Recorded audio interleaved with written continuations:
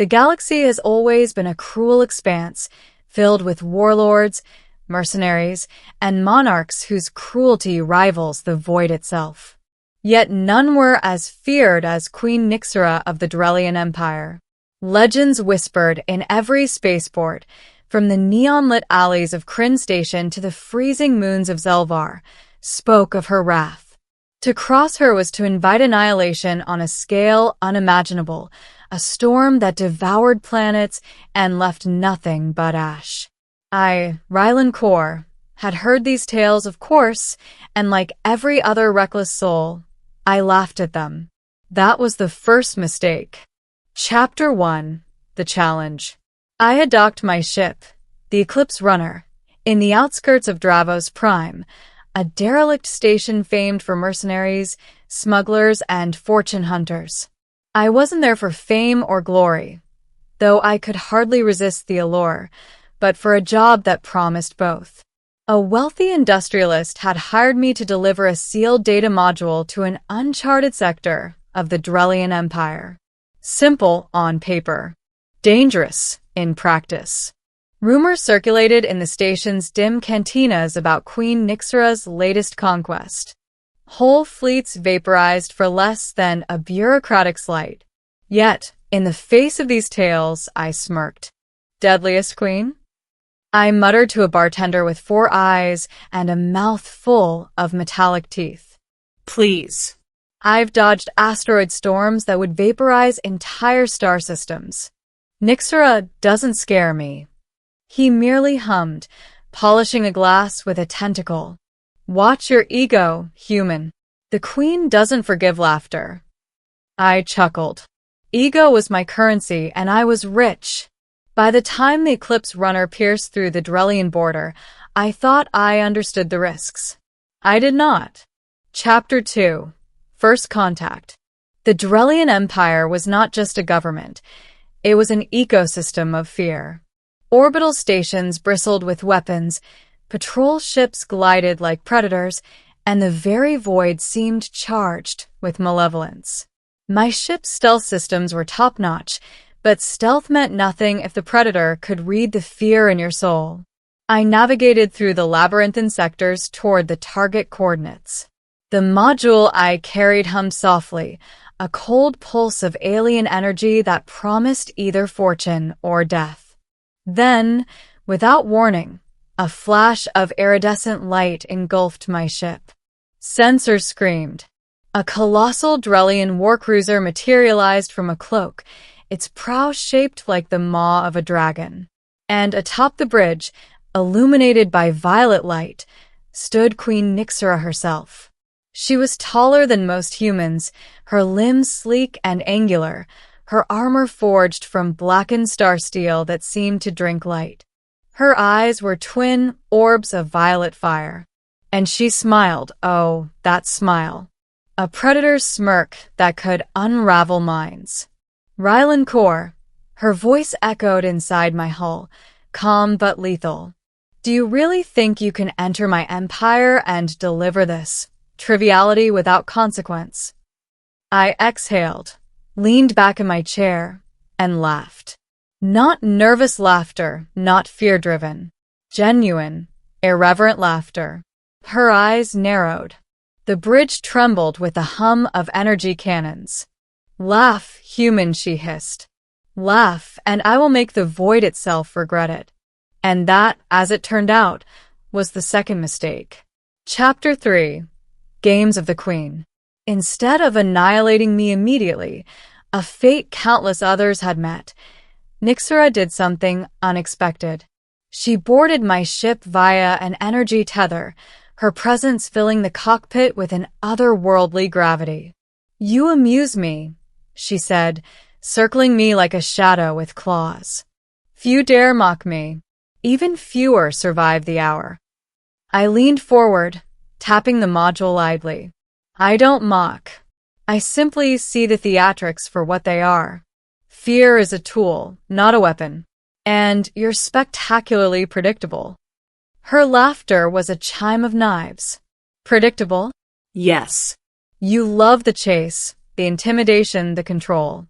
You're powerful, Yes, but only when they fear you. Strip that away. I paused, letting the words hang. You're just another alien trying too hard. She stopped, studied me, and for a moment, I glimpsed something behind her violet eyes. Curiosity. That was my opening. Chapter 4. The Dance of Shadows. Queen Nyxera did not attack outright. Instead, she initiated what her empire called the Trials of Dominion, a series of tests meant to break invaders, spies, or fools. I suspected the outcome was death, but I had no choice. Accept or be destroyed. The first trial took place on a derelict moon, a labyrinth of crumbling towers and molten chasms. Nyxera herself watched from a floating observation platform, orchestrating traps that could vaporize cities. I ran, dodged, and laughed at her tricks. Each trap I narrowly avoided earned a sharp, intrigued glance from the queen. "You are maddening," she said, her voice carried over the loudspeakers. "You should be terrified." "Terrified is boring," I shouted back, leaping over a collapsing bridge as molten rock rushed beneath me. "Exciting is better." The second trial involved combat simulators, me against a battalion of elite Drellian warriors. I was outnumbered, outgunned, and outclassed in strength. Yet my wit and unpredictability carried me through. I dodged blasts with acrobatics she hadn't anticipated, struck from angles the simulations hadn't calculated.